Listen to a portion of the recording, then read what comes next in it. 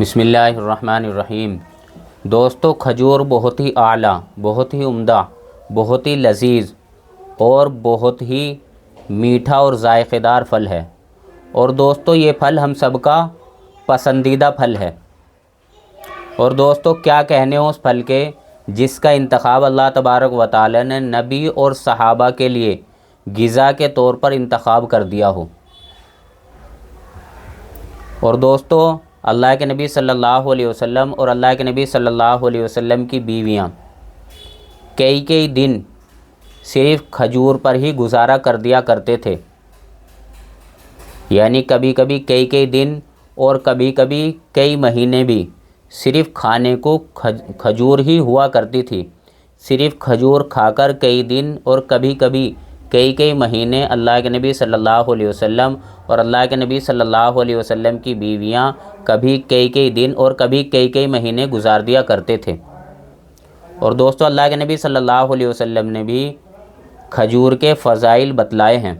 اللہ کے نبی صلی اللہ علیہ وسلم نے ارشاد فرمایا، اس گھر کے لوگ بھوکے نہیں ہیں جس گھر میں کھجور ہو۔ اور دوستو اللہ کے نبی صلی اللہ علیہ وسلم نے دوسری روایت میں ارشاد فرمایا کہ ایسا گھر جس میں کھجور نہ ہو اس گھر کے لوگ بھوکے ہیں۔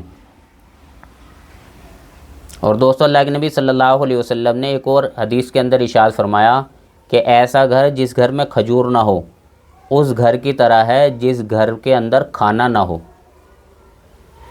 تو دوستو نبی اور صحابہ اور تابعین کے زمانے میں لوگ اس بات کو مستحب اور یعنی پسند فرمایا کرتے تھے کہ ان کے گھروں سے کھجور کبھی جدا نہ ہو۔ دوستو کھجور اپنے اندر ہماری صحت کے بے شمار فائدے لے کر بیٹھا ہوا ہے۔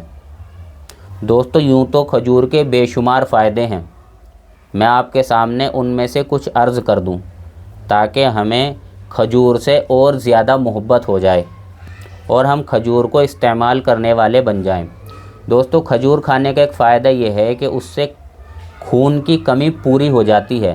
جن لوگوں کو خون کی کمی رہتی ہے وہ اگر اس کو مسلسل کھائیں گے تو ان کی خون کی کمی پوری ہو جائے گی، چاہے وہ مرد ہوں یا عورت ہوں۔ اسی طریقے سے دوستو کھجور کھانے سے ہڈیاں آدمی، عورت اور بچوں کی مضبوط ہوتی ہے۔ جو لوگ یہ چاہتے ہوں کہ ہماری ہڈیاں مضبوط ہوں ان کو چاہیے کہ وہ مسلسل کھجور کھائیں۔ دوستو اسی طریقے سے کھجور کھانے سے آدمی کے مسلز جو رہتے ہیں اندر کے وہ مضبوط ہوتے ہیں۔ اسی طریقے سے کھجور کھانے سے آدمی کے اندر بیماریوں سے لڑنے کی طاقت بڑھ جاتی ہے۔ دوستو اسی طریقے سے کھجور کھانے کا ایک یہ فائدہ ہے کہ آدمی جسمانی طور پر مضبوط ہو جاتا ہے۔ دوستو اسی طریقے سے کھجور کھانے کا ایک فائدہ یہ ہے کہ آدمی مردانہ طاقت اعتبار سے بھی مضبوط ہو جاتا ہے۔ دوستو اسی طریقے سے کھجور کھانے کا ایک فائدہ یہ ہے کہ آدمی کی آنکھوں کی روشنی تیز ہو جاتی ہے۔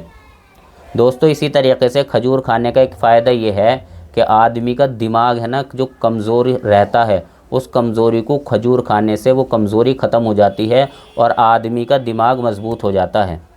دوستو کھجور کھانے کا ایک اور یہ فائدہ ہے کہ آدمی ٹینشن اور ڈپریشن اس کا ختم ہو جاتا ہے۔ دوستو اسی طریقے سے کھجور کھانے کا ایک فائدہ یہ ہے کہ آدمی کینسر کی بیماری کے جو آدمی مسلسل کھجور کھائے گا تو کینسر کی بیماری ہونے کے چانس بہت کم ہو جاتے ہیں۔ دوستو اسی طریقے سے جو آدمی مسلسل کھجور کھائے گا تو ہارٹ کی بیماری کے چانس بھی بہت کم رہ جاتے ہیں۔ اسی طریقے سے دوستو جو آدمی یا عورت کھجور کھائیں گے اور انہیں بلڈ پریشر کی دقت اور پریشانی ہے، کبھی کم کسی کا زیادہ ہو جاتا ہے کسی کا کم ہو جاتا ہے، تو ایسے لوگ اگر کھجور کھائیں گے تو ان کا بلڈ پریشر نارمل رہے گا۔ دوستو اسی طریقے سے کھجور کھانے سے لقوا اور فالج کی بیماری سے بھی حفاظت رہتی ہے۔ دوستو اسی طریقے سے کھجور کھانے سے پیلیے کی بیماری سے بھی حفاظت رہتی ہے۔ دوستو اسی طریقے سے جو مسلسل کھجور کھائیں گے ان کے بدن کے اوپر کبھی الرجی نہیں ہوگی۔ دوستو اسی طریقے سے کھجور کھانے سے آدمی کو یا عورت کو قبض کی جن کو دقت رہتی ہے وہ دقتیں بھی کھجور کھانے سے آدمی اور عورت کی ختم ہو جائے گی۔ تو دوستو کھجور اپنے اندر بے شمار فائدے لے کر بیٹھا ہوا ہے، اس لیے اللہ تبارک و تعالی نے جن کو صحت دی ہے تو اپنی صحت کے اعتبار سے 3 5 7 دن میں یا صبح میں 3 5 یا 7 کھجور روزانہ کھا لیا کریں، اور اگر اس کے اوپر دودھ پی لیں تو دوستو بہت ہی اچھی بات ہے۔ تو دوستو کھجور کھانے کے بے شمار فائدے ہیں، یہ تو کچھ مجھے یاد تھے میں نے آپ کے سامنے بتلا دیے، اس کے علاوہ بھی کھجور کھانے کے بے شمار فائدے ہیں، اور فائدے کیوں نہ ہو، اللہ تبارک و تعالی نے کھجور کو نبی اور صحابہ کی غذا کے طور پر انتخاب کر رکھا ہے، انتخاب اللہ تبارک و تعالی نے کیا تھا۔ تو دوستو اس لیے اس کھجور کو اللہ تعالیٰ کی بڑی نعمت سمجھیں اور اس کا استعمال شروع کریں، اور گھر میں ہمیشہ ہم مسلمانوں کے کھجور رہنا چاہیے، تاکہ ہم ان تمام بیماریوں سے، ہم بھی، ہمارے گھر والے بھی، ہمارے بچے بھی ان ساری بیماریوں سے محفوظ رہیں۔ اللہ تعالیٰ سے سمجھ کی توفیق نصیب فرمائے۔ وآخر دعوانا الحمد للہ رب العالمین۔